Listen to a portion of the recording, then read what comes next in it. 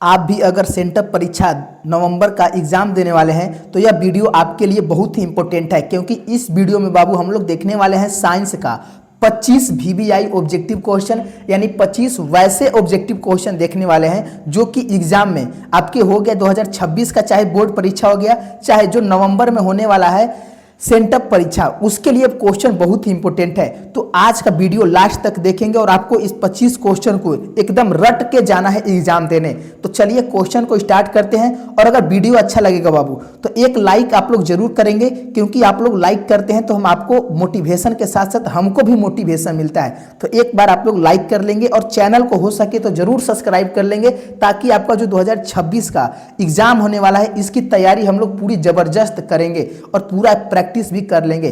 चलिए पहला के आंसर लगाइए। अगर आंसर मालूम है आपको तो जरूर आंसर देंगे, क्योंकि बाबू अब हम लोग को टॉपर बन के ही दिखाना है। तो पहला के आंसर लगाइए। सौर कुकर के लिए कौन सा दर्पण सर्वाधिक प्रयुक्त होता है? तो सौर कुकर के लिए कौन सा दर्पण सर्वाधिक प्रयुक्त होता है?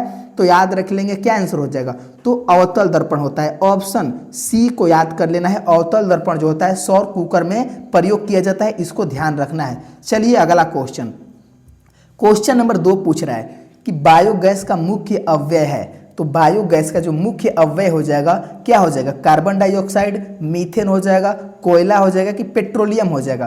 तो बायोगैस जो होता है ना बाबू, मीथेन इसका मुख्य अवयव है। और यह वायरल क्वेश्चन है, इतना तो ध्यान रख लेंगे। जो आज हम बताएंगे 25 वायरल क्वेश्चन बताएंगे जो कि एग्जाम में आने वाला है। तो ऑप्शन बी आपका सही हो जाएगा। अगला क्वेश्चन, चलिए तीसरा का आंसर दीजिए कि विद्युत धारा उत्पन्न करने की युक्ति को क्या कहते हैं? यह भी मोस्ट वायरल क्वेश्चन है।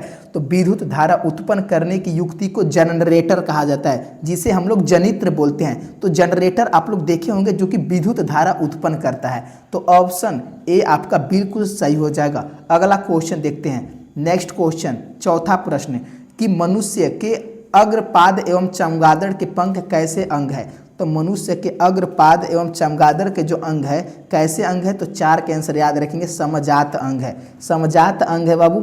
ऑप्शन ए आपको याद कर लेना है, ध्यान रखेंगे। और देखिए बाबू, अभी भी अगर आप लोग चैनल को सब्सक्राइब नहीं किए हैं और अभी भी आप लोगों की एग्जाम की तैयारी पूरी नहीं हो पाई है, तो बाबू यही लास्ट मौका है। इस बार आप लोगों को पूरी जान लगा देनी है। तो चैनल को सब्सक्राइब करना मत भूलिएगा। और अभी भी लाइक नहीं किए वीडियो को बाबू तो एक लाइक करेंगे और सारा क्वेश्चन को याद करके एग्जाम देने जाएंगे। और हो सके आपकी PDF की जरूरत पड़े तो इस नंबर पर कॉल करके हमसे PDF फ्री में ले सकते हैं, एक भी पैसा नहीं लगेगा आप लोगों के लिए। और देखिए ग्रुप में भी इसका लिंक दिया हुआ है, वीडियो के डिस्क्रिप्शन में भी इसका लिंक मिल जाएगा व्हाट्सएप ग्रुप का। चलिए 5वां का आंसर दीजिए। प्रकाश संश्लेषण के समय CO2 के साथ कौन सी अभिक्रिया होती है? देखिए जब प्रकाश संश्लेषण का समय आता है तो जो CO2 गैस है, जिसे कार्बन डाइऑक्साइड बोलते हैं, इसके साथ कौन सी अभिक्रिया होती है? तो याद रखेंगे बाबू, अवकरण होता है। CO2 गैस का अवकरण होता है। ऑप्शन बी आपका सही हो जाएगा, इसको ध्यान रखेंगे। यानी इसमें का जो ऑक्सीजन होता है बाहर निकल जाता है। चलिए अगला क्वेश्चन देखते हैं। 6वां क्वेश्चन कह रहा है कि उपचयन अपचयन अभिक्रिया को क्या कहते हैं? तो उपचयन अपचयन अभिक्रिया को क्या कहते हैं? तो 6 का आंसर याद रखिए, रेडॉक्स अभिक्रिया कहते हैं। क्योंकि रेडॉक्स अभिक्रिया में उपचयन भी आता है और अपचयन भी आता है, तो इसलिए ऑप्शन ए आपका सही हो जाएगा। ऑप्शन ए को ध्यान रखेंगे। देखिए 6 क्वेश्चन आ चुके हैं। 7 का आंसर लगाइए कि स्पेक्ट्रम प्राप्त करने के लिए किसका उपयोग किया जाता है? क्या आंसर हो जाएगा? तो स्पेक्ट्रम के लिए प्रिज्म का उपयोग किया जाता है। किसका बाबू? प्रिज्म का उपयोग किया जाता है। ऑप्शन डी आपका सही हो जाएगा। और प्रिज्म में कितने सतह होते हैं एक बार कमेंट करेंगे। कितने बाबू सतह होते हैं प्रिज्म में? 4 होते हैं कि 5 होते हैं? ये आपका आंसर कमेंट में जरूर आना चाहिए और हर एक बच्चे का आंसर आना चाहिए, क्योंकि यह भी आ सकता है एग्जाम में। 8 के आंसर दीजिए कि संगमरमर का रासायनिक सूत्र क्या है?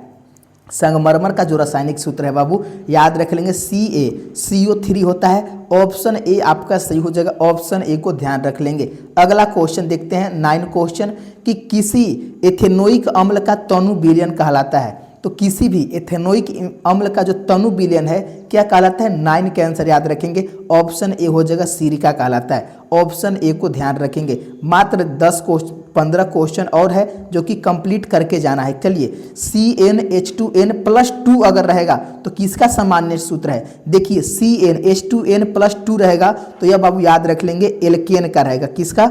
एल्केन का रहेगा, इतना ध्यान रखेंगे। ऑप्शन सी आपका सही हो जाएगा। चलिए अगला क्वेश्चन देखते हैं। नेक्स्ट क्वेश्चन देखते हैं। 11 का आंसर दीजिए। सारे बच्चों का 11 का आंसर आना चाहिए कि विरंजक चूर्ण का अणुसूत्र क्या होता है। तो विरंजक चूर्ण का जो अणुसूत्र होता है 11 का आंसर लगाएंगे तो CaOCl2 होता है। ऑप्शन सी आपका सही हो जाएगा, CaOCl2। इसको भी याद कर लेंगे। चलिए 12 का आंसर दीजिए कि बिजली के फ्यूज का तार बना होता है। तो जो बिजली के फ्यूज का जो तार होता है किससे बना होता है, कमेंट करिए।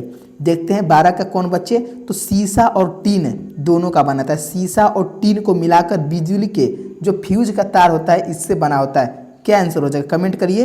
तो नहीं बाबू, देखिए शीशा और टीन से नहीं बना होता है। क्या आंसर हो जाएगा, तो बिजली के जो फ्यूज का तार होता है तांबे का बना होता है। एक बार कमेंट करिए, सारे बच्चे कमेंट करेंगे।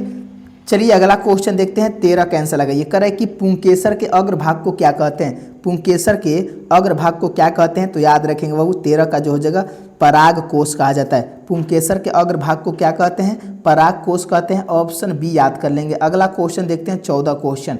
कह रहे कि प्रकाश संश्लेषण का मुख्य उत्पाद निम्न में से कौन है। तो प्रकाश संश्लेषण का जो मुख्य उत्पाद है क्या हो जाएगा, ग्लूकोज हो जाएगा। क्या हो जाएगा, ग्लूकोज हो जाएगा, जिसका सूत्र होता है C6H12O6 होता है। इतना आपको ग्लूकोज का सूत्र भी मालूम होना चाहिए। तो ऑप्शन सी को याद कर लेंगे। चलिए अगला क्वेश्चन 15 क्वेश्चन पूछ रहा है कि शरीर का संतुलन बनाए रखता है।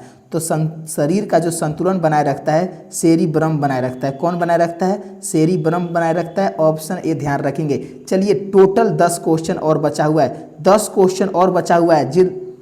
चलिए 16 का आंसर लगाइए कि फ्लेमिंग के वाम हस्त नियम में अंगूठा किसकी दिशा में संकेत करता है। तो जो फ्लेमिंग का वाम हस्त नियम है ना बाबू, यह किसकी दिशा में अंगूठा जो करता है, तो बल यानी फोर्स एफ के दिशा में करता है, बल के दिशा में करता है अंगूठा, याद रख लेंगे। चलिए 17 का आंसर दीजिए। करें कि निम्नलिखित में कौन अधातु है। तो अधातु जो हो जाएगा कार्बन। कार्बन जो क्या होता है, अधातु होता है। एल्युमिनियम, कैल्शियम, सोडियम, ये सब धातु है। इतना तो याद कर लेंगे। चलिए 18 के आंसर दीजिए। कौन सा पदार्थ लाल लिटमस को नीला कर सकता है। तो कौन सा पदार्थ है जो कि लाल लिटमस को नीला कर देता है, तो याद रखेंगे क्षार हो जाएगा। क्योंकि 7 से जो अधिक वाले पीएच मान होते हैं यानी क्षार जो होते हैं वही लाल लिटमस को नीला कर देते हैं। ऑप्शन बी आपको याद कर लेना है। अगला क्वेश्चन 19 क्वेश्चन कह रहा है कि साबुन के अणु में 2 सिरे होते हैं, हाइड्रोजन में विलय सिरों को क्या कहते हैं। तो याद रखेंगे इसे जल रागी कहते हैं। क्या कहते हैं, जल रागी कहते हैं। यानी साबुन के अणु में 2 सिरे होते हैं जिसमें हाइड्रोजन में विलय सिरे को क्या कहते हैं, जल रागी कहते हैं। ऑप्शन बी याद कर लेंगे। चलिए मात्र 5 क्वेश्चन बचा हुआ है। करें आवर्त सारणी के शून्य समूह को तत्व के क्या कहते हैं। तो आवर्त सारणी के शून्य समूह के तत्व का समूह है, इसमें से कौन शून्य समूह का है, तो हीलियम। हीलियम जो है शून्य समूह का तत्व है आवर्त सारणी में। ऑप्शन बी याद कर लेंगे। अगला क्वेश्चन 21 क्वेश्चन कि किस वर्ण रंग का तरंगदैर्घ्य सबसे बड़ा है। तो किस रंग का जो तरंगदैर्घ्य होता है, लाल रंग का जो तरंगदैर्घ्य होता है ना बाबू, ये सबसे अधिक होता है। और सबसे कम किसका होता है, आपको कमेंट में बताना है। चलिए अगला क्वेश्चन देखते हैं 22 क्वेश्चन कि अम्लीय वर्षा का पीएच मान कितना होता है। तो अम्लीय वर्षा का जो पीएच मान होता है 5.5 होता है। कितना होता है, 5.5 होता है। ऑप्शन बी आपका सही हो जाएगा। ऑप्शन बी को याद कर लेंगे। चलिए 23 का आंसर दीजिए कि पीत रस कहाँ से स्त्रावित होते हैं।